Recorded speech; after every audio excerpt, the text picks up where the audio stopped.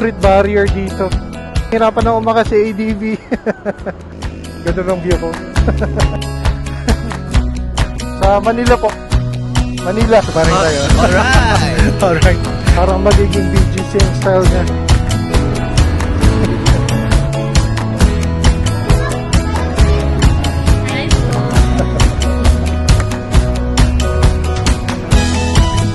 Thank you.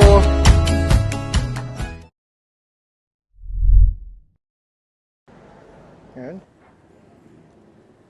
Tagas muna tayo ng 350. So usually naglalaro sa 400, 450 yung gas ko full tank eh. So dito to sa Petron, Naik, di sa may intersection. Tayin lang natin yung ating Petron card. So pwede na tayong lumargo ulit. So sabi sa Google Maps, 36 minutes na lang. Salamat. Let's go! 36 minutes! Time check, 7:29. Dito na tayo sa Maragondon. Ayan, naglabasan na yung mga big bike oh. Nice. Manifest natin yung guys soon magka big bike tayo.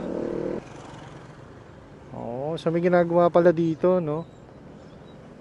Oh, yung tulay. Tulay pala siya.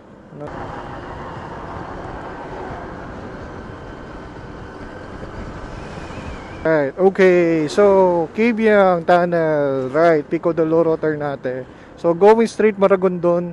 Right is turn natin to Nasugbu. Ito na yung mga nagbibisikleta na malakas eh. Dito na sila. Mukhang kailangan ko mag-slow down, no? Kasi medyo hindi ko na sila nakikita sa likod ko. Dito naman sa Maragondon, papuntang Kibyang, hindi naman kayo problema talaga sa gasolinahan. Kasi marami ditong gasoline station. Jetty, yung kanina nadaanan natin Uno. So, walang problema in terms of the gasoline station. Siguro sa preference lang ng ating rider kung ano talaga yung trip nila na gasolina. Antayin natin sila dito. Kasi hindi ko sila makita eh. Let's go. Nice view. Nice. No, sa akin for me guys, no, I think itong Kibyang Tunnel parang ano to eh, pre-workout para sa Marilaki. Kasi madami ding twisties dito.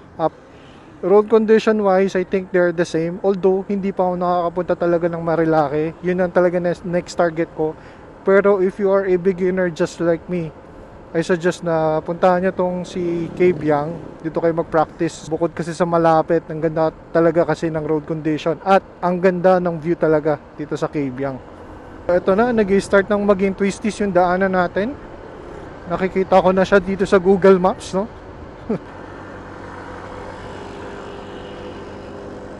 So may nilagay na silang mga concrete barrier dito. Pero in fairness naman sa ADV natin, no, kayang-kaya pa din yung mga pataas. Hindi naman tayo yung tipong hirap na hirap eh. Okay, so yan, pagdating nyo dito guys, marami ng kainan dito. Una ka. Oo, kuha kita. Paring Ron. Angas na ito yo. Oh, angas yarn. Oh, parang jeeper with Fazio. Okay. Solid din tong Fazio, no? Sakyatan. Solid din yan eh. Oh, Honda Click. Parang Ryan. Sarap talaga dito sa Kibyang kasi road condition wise, napakaganda talaga. So yung unang punta ko dito, nag-break in ako. Dito ko binarake in si motor.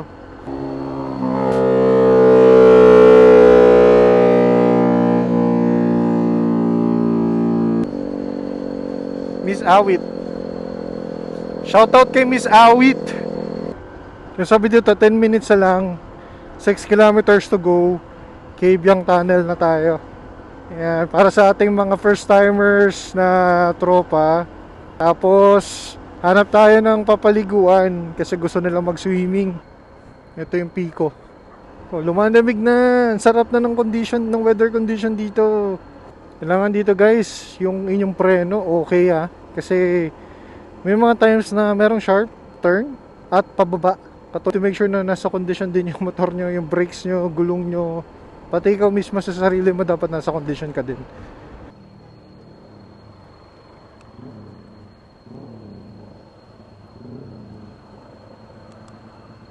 nadaanan ko yung grupo na sasamahan ko dapat. Honda ADV Group, Cavite chapter, I think sila yun. Kasing aga lang ng call time kasi nila, 4:30 in the morning sa may Tresa Martires ata or Gentry, I can't remember.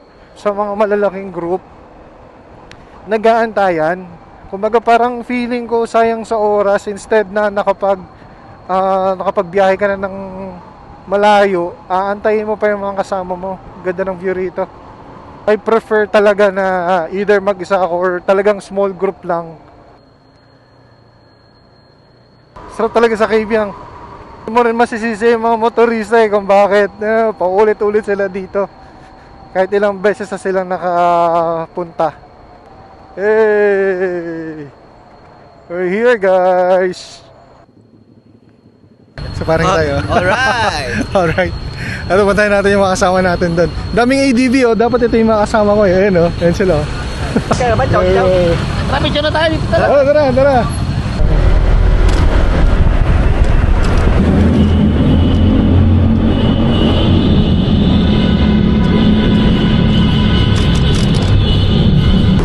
Saglit lang, stop over lang tayo saglit.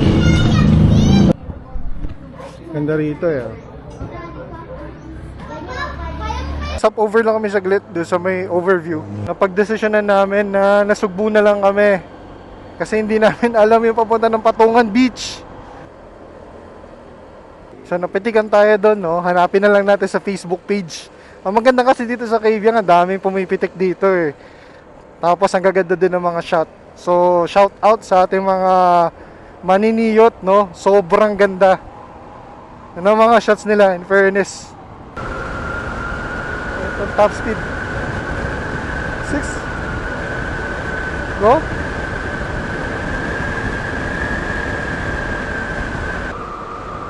Hindi ako maka-top speed, mga papi, sorry. Kinakabahan ako mag-top speed kasi baka mamaya may biglang baka may biglang lumusot na aso or baka may biglang tumawid katulad nito, nakaharang yung aso. Diba? Eh, mga ganyan yung mga nagkukos ng aksidente. Right. So, kakalagpas lang namin ng Pico de Loro Resort. Nice. Doon ang view. So, sabi sa Google Maps, kailangan kong kumanan, pero hindi ko sure kung tama yan. Ang ganda ng kalsada rito. Nasugbu Ternate.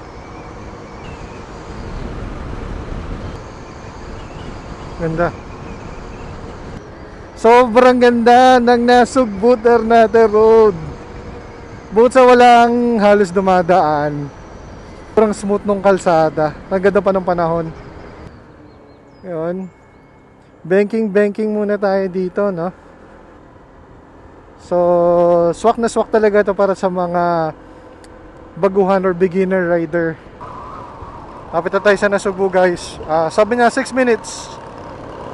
3.3 kilometers. Andun na tayo sa may resort kung saan ako nagpin. Alright, so Jolly Blaze is the place to be. So tinawaran namin ng kalahati yung price from 700. I mean from 1.5 to 700. A bit expensive kumpara sa ibang resort. Usually dapat mga 200 lang yan, eh.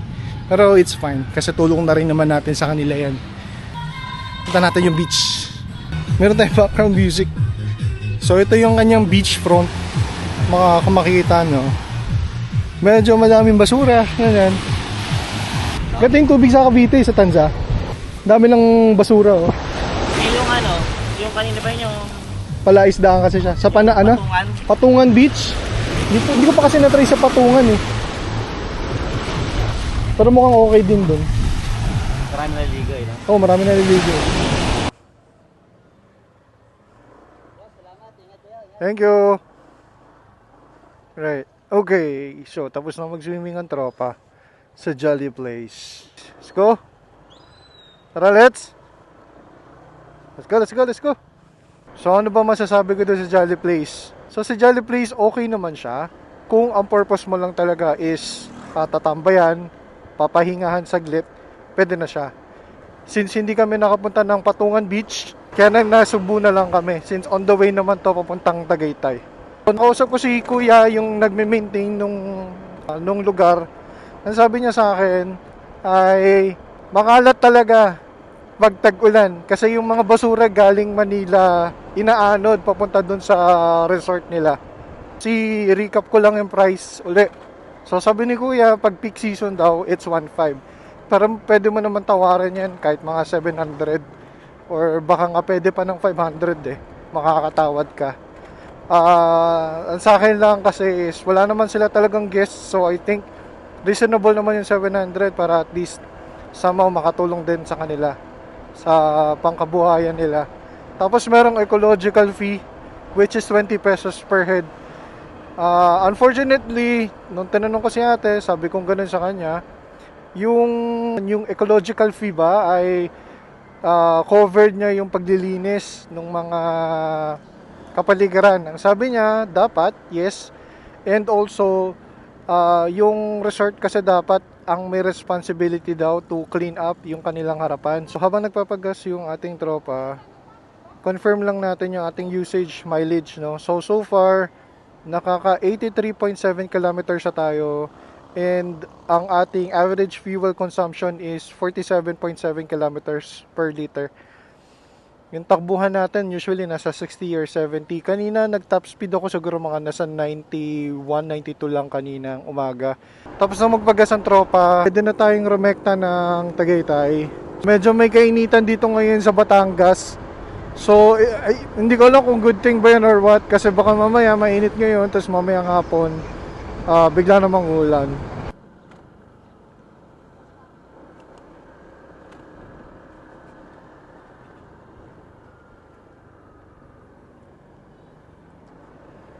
So Rotonda, then second exit, ayun yung papuntang Tagaytay. 51 kilometers, 49 minutes yung total travel natin.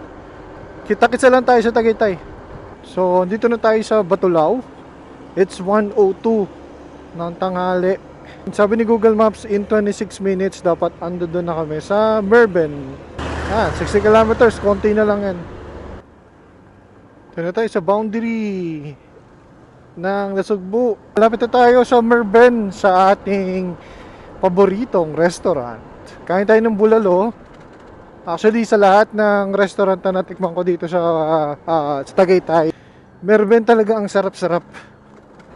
Grabe yung panahon, no? Kanina sobrang init sa Nasugbu. Ngayon dito sa Tagaytay, grabe. Medyo malamig ng konti, pero yung ulap nagbabadya. Yung kadiliman.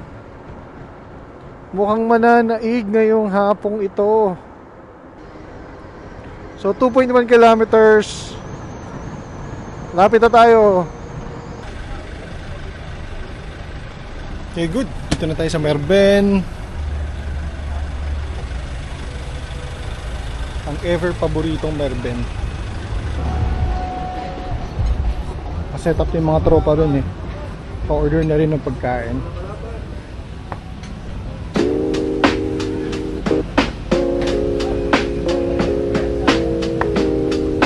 Tapos na?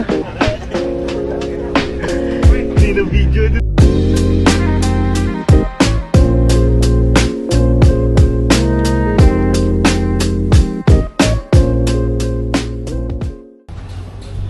Okay, bayaran muna natin yung sa table K19. K19 na ba? K19. Alright, kakatapos na namin kumain. At gusto ng tropa pumunta ng Cecilias. Cecilias. Okay, dito kami sa Cecilias. So, ay, nabuta kami ng ulan. So, kanina nabutan kami ng ulan sa Amadeo. Grabe yung antok namin. Naantok ako ng sobra kahit nag-take na ako ng Cobra. So, ang ginawa ko, nagpe-play ako ngayon ng music. So, yung helmet na Gile or Gile, kung ano man ang basa doon. Meron kasi siyang promo na helmet and then meron siyang libreng Bluetooth speaker. Andito na kami sa may Governor Fair Drive. Dito kami pinapadaan sa loob ng Gentry. Yun. So after ng marami pasikot-sikot, nakarating din kami sa Maple Grove. Isang malaking business district na planong itayo ni Mega World. Ito mo yung lupa niya, no? Laki niyan. So almost there na tayo. Dito na tayo sa Old Home sa may Lancaster. Ron. Dito na ako, ikot na ako. Kasi doon ako eh. Okay, 1, 2, 3. Okay, so yun. Siguro dito ko natatapusin yung ating video and hopefully nabigyan ko ng justice yung ating day tour Kabyang, Tagaytay via Nasugbu. Para sa mga beginners na katulad ko, it's never too late to start vlogging for as long as you have the passion to do it. Gawin nyo na yun ang gawin hanggat may oras kayo, hanggat may time kayo, at higit sa lahat hanggat kaya ng katawan nyo. Mag-rides lang na mag-rides hanggat wala pang rayuma. Jomengs here. Thank you very much for watching. Hope to see you soon. Good vibes lang guys. Thank you.